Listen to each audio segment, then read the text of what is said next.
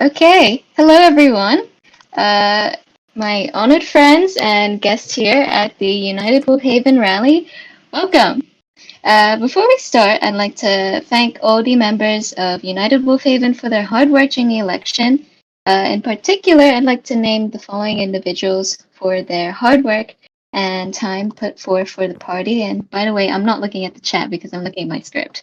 In particular, I'd like to name Panda for Captain Slow, Azo, Hinwapun, as well as my fellow leaders Baymax 1020 and Bob or Grass Jelly. You guys are really super cool. I bet no you probably approves. That's how cool you are. Everyone in United Wolfhaven has worked very hard for the election and in particular our manifesto. And I think if we can have maybe like a Minecraft equivalent of an applause, that would be kind of nice. Woo, yay, clap! Woo! Yay, nice. Okay, lovely. So also, I'd like to give a shout out and thank you to our lovable Milo hater, to Red or to Tech, for designing our manifesto. So to get to the topic at hand, the general election of May 2020, it's the reason why we've all assembled here today. It's quite a significant time in Wolfhaven history, and this is the first instance of a snap election, and we've come to a point now where every party must do its best in ensuring votes. And I must say, for that matter, that every vote matters. Your vote counts. One vote could easily be the difference of a party gaining a seat or losing one.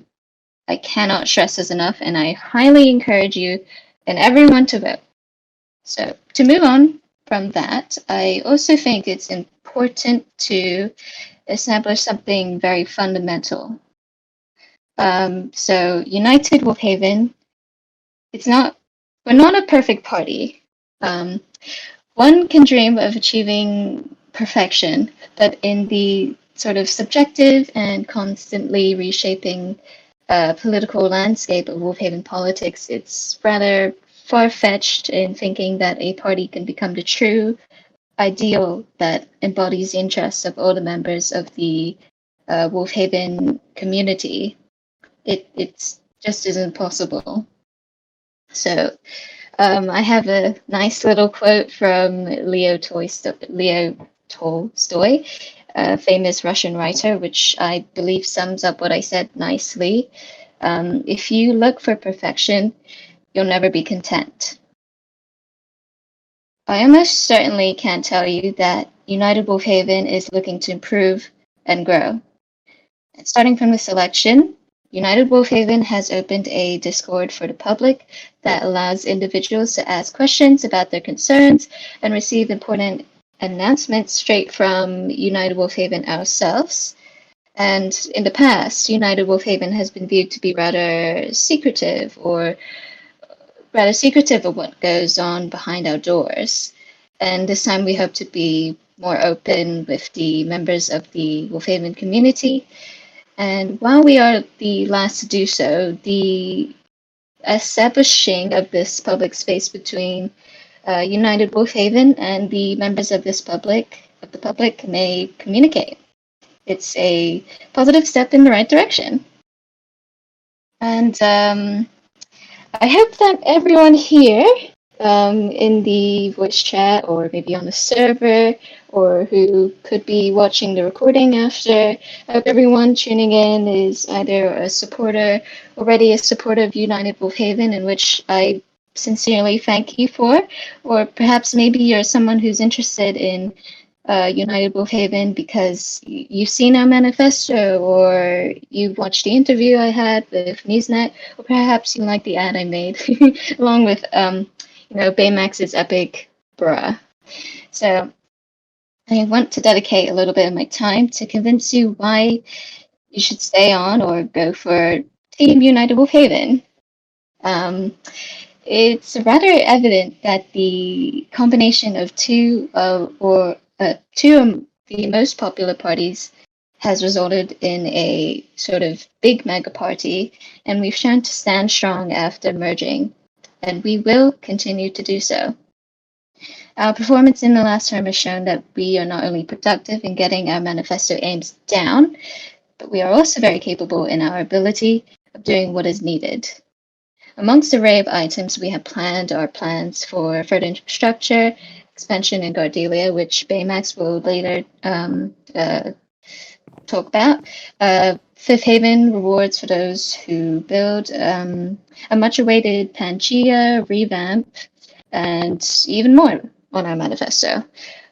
We fully intend to deliver on these promises should we be elected as the government again next term. I personally guarantee it. And so we as United WolvHaven have these big plans.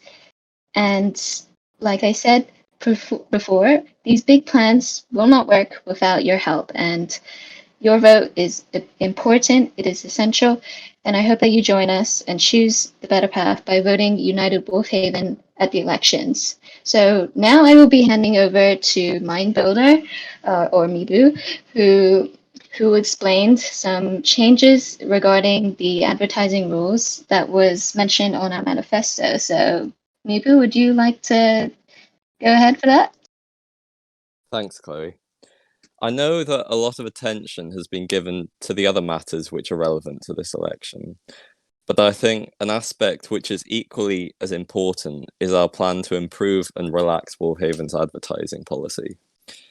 Some will know well that the Mentionable List Revision Act, passed over 2 years ago now, was the most significant change to WolvHaven's advertising policy since the introduction of the mentionable list itself in 2015.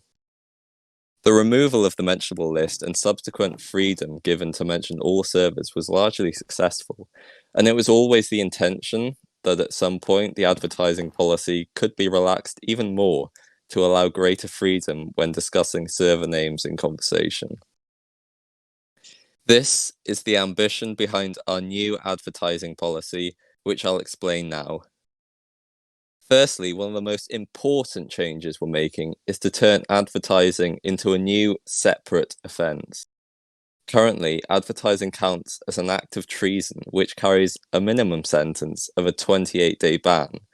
We believe this is pretty unreasonable in minor cases of advertising, and therefore the new offence will carry a maximum penalty of 3 official warnings, which would equate to a 7-day ban in the most serious of cases. With this change of policy, staff will have more freedom to decide exactly how to penalise players who advertise, and are not required to hand down such enormous sentences. Another change we're making is to the criteria for which a player is considered to have advertised. Current rules stipulate that if you mention a server name too many times, or talk about it in a positive light at all, that may count as advertising. These rules were introduced as a counterbalance when the mentionable list was removed to ensure the advertising rules were still strict enough. In the years since, though, it has seemed that these policies are not only too strict, but pretty redundant, since in most cases where these rules could be applied, the actual context of the actions were entirely non-malicious. We will therefore redefine the offence of advertising to confirm that these actions are lawful. Actions that are obviously intended as advertising will still be prohibited, such as inviting players to join another server or sharing IP addresses. So we're still maintaining a strict no advertising policy, and we have no intention of changing that. But what we are doing is allowing more liberal discussions of other servers in chat, which do not need to be viewed as advertising, and in turn bringing our advertising policy more in line with other established Minecraft servers. I will be publishing a short information document in the general election discussion channel for the benefit of those who did not attend the rally or who want to read more into our intended policy. Moving on to Baymax to talk about infrastructure. All right, thank you very much, Mindbuilder. Hello, everybody. Hopefully you know me now. It's your boy, I'm Baymax1020, and I had the honor of serving as the Minister of Infrastructure this year. And the Minister of Infrastructure, we really achieved a lot this year, and we only plan to do more in the next So I just wanted to let you know what we've done so far and what we have planned. So this year, obviously, we founded the Ministry of Infrastructure and actually gave it powers which before. Basically, in the past, the government didn't really have that much of a say in planning new projects. It was mainly up to staff and President SilverWolv. So what we're doing here is giving the government a bit more accountability and allowing them to do a few more things, which is, of course, planning infrastructure. So this year, in the short term that we had, because obviously we've had the snap election called, we actually managed to do quite a lot. We got the One North line completed, which added 13 new stations to the Gardelian network and was completed at a pace. Furthermore, we actually finally got to finish the admin shop, and this is also a very great financial boost and has helped revive Penji as a whole. We have also decided to propose the Fifth Haven bill this term. Obviously, it's been delayed for a while because we still have to work on the rubric. But once past the responsibility of critiquing and ensuring the fair payment of infrastructure. And so, you might be wondering, we've done quite a lot this term. What are we going to do next term? And so we have a few main projects. The first is to jumpstart the Gardelia Westlandia project. It's been for quite a while due to the builder's real-life obligations. And so we're just going to jumpstart this project again. Obviously, it's an airport, so we can't guarantee the completion at the end of our term, but we'd certainly like to aim for something like that. Second is the circular line extension. This will allow a big building boom in the south because we have several mainline extensions already there, but the majority of the south still does not have a mainline connection, and the circular line will provide much more better coverage. And we will continue using the minimum bid system. It's something that we've decided to bring back after severe undercutting during the bidding process. I'm going to end it off. Do any other members have anything else to say? All right, that's a no. So I guess we're going to bring this over to the question and answer section of the rally. We are completely open to any question. Yes, Courtney, never mind. Yes, that's right. Thank you for listening, everyone, to our speeches here. We're going to be moving on to a question and answer section. So if you want to, you could either say your question. I think you should maybe type your question in the chat. That'd be good. You can type your question in chat, and I guess we'll take them from the. I'm not answering Kevin's question. We'll take them in the order in which they're asked. Kevin is the only one who's asked the question, and I am not answering that. I can answer this question. God.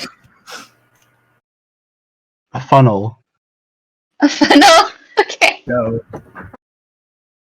Oh, you see, you first. I tried. Okay, but does anyone have any actual questions related? What is the admin shop? Great question. So the admin shop is basically a shop with unlimited stock, and what it does is once you go to Pangea and you basically mine or you whatever, and you gain some materials, you can go to the admin shop and you can sell all of these, so you're actually gaining money for the work you do in Pangea. And also admin shop you can use to buy certain items that you don't have. But the thing about admin shop is that the prices are absolute crap, and this is on purpose. So admin shop is deliberately more expensive than all the other competitor shops. Let's say it's a player-owned store run by CM Raiders. The admin shop would be significantly more expensive than the prices in her store. And so what this does is encourages people to use player-owned businesses. Does that answer your question? Is that good? Is there anything? Perfect. All right. Any other questions? Thank you for that. That was pretty sweet. Okay, Pangea's resurgence seems to have happened quite a lot since the servers upgrade to 1.13. Are you sure the admin shops really contributed as much to Pangea's resurgence? I think, by the way, we should read the questions out loud because I guess in the recording they won't be there, so it'd be a bit weird. Right, yeah, so Just make sure. in response to SilverWolv's question, yes, because every time someone sells something to the admin shop, I actually do get a notification, and we've been getting a lot of sales. And there's some few players that I've never seen in Pangea before, and they're actually going back in, and I can see that they're selling all of these because every time people sell something, I get a notification. So yeah, I can confirm that there is indeed a huge resurgence because of this.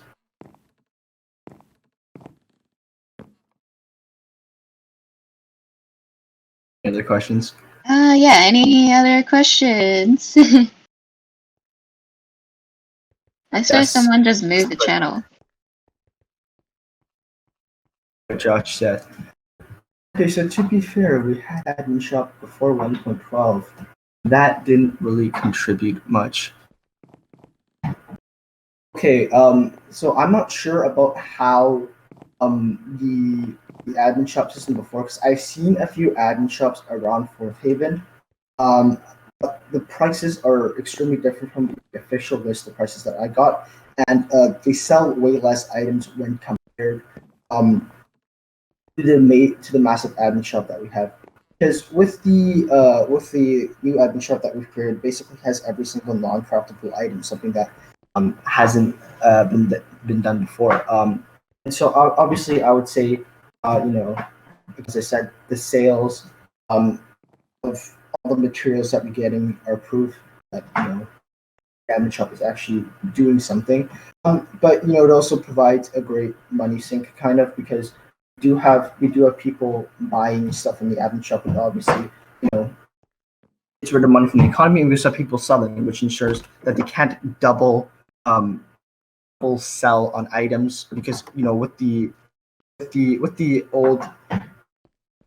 Yeah, exactly. So that's another issue that we're dealing with. So obviously, Studio said it's not money sink because people have more items than buy. That's an issue that we're seeing, which is why we have continued to monitor what is being sold the most, and then we're going to be lowering prices of certain things. So, for example, we noticed that lots of people were selling cactus, right? But no one wants to buy cactus. It's basically useless. The only thing you can use it for is dye. So we lowered the price of cactus significantly, so people can't make a giant profit on it because there's really no point to people using it. They want to make sure that there's a balanced supply kind of demand, which is going to be really hard to do because most people actually sell to the admin shop. We're going to be monitoring prices, which is in the manifesto, and adjusting them as needed to ensure that there isn't going to be massive inflation caused by the admin shop. And I think Crazy Shark. Yeah, a question from Crazy Shark Gaming. With the WolvHaven rewards, will they be different per rank? No. If you can build, if you have building permissions in WolvHaven, you're going to be paid. Oh, there's I don't know if you know this, but there's currently a kind of sub rank called Builder, and basically this is non-architects, but they have permission to help out in the WolvHaven world. And so if a builder makes a building that's really good and meets their requirements, then they will get paid. So just for the recording, Panda said you will be paid accordingly, depending on your builds. Crazy Shark Gaming said, "Okay, is there a way to get it? To get the builder rank? Are you asking about the builder rank or getting payment for your work?" Rank. So right now there isn't really an official way to get the rank. It's kind of like really loose. I think the way you currently get it is just to ask SilverWolv, and he'll usually Prove by itself. He asked, "Will Slash Kids be back?" That is not on our end. I don't know why it was. I think it might be an error when we updated to 1.13, but right now it's not really up to us. Item ID. It's really not up to us to determine whether or not are being back. At the same time, to be honest, they're kind of a bit OP, so really no need to bring it back. And and something that we also did was you could actually originally sell the stuff that you the stuff from that VIP kit, such as enchanted golden apples, to the admin shop. We've made sure that any items in kits cannot be sold on the admin shop, so that way you can't make money just by doing slash kit every day. So we've taken measures, obviously, but I think, to be honest, to to decrease inflation, I think definitely, taking away the VIP kit might be for the better, to be honest. Any other questions?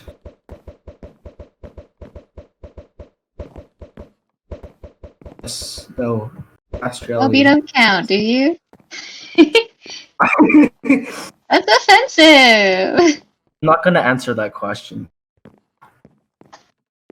Okay. Yeah. Any other questions, or maybe you just like to? I mean, if there's no other questions, we can have a pool party. We can have a great. Oh my god, I hate you so much, Bob. Kevin. Okay. I'm gonna assume there's no more questions. So thank you everyone again for coming and listening or watching, depending on who at what time you're witnessing this. On to the pool party, I guess. You guys Yay! can stay in voice chat, I guess. We can. Yeah, actually, we can stay in voice chat and quick Pretty stop safe. recording now. Yay!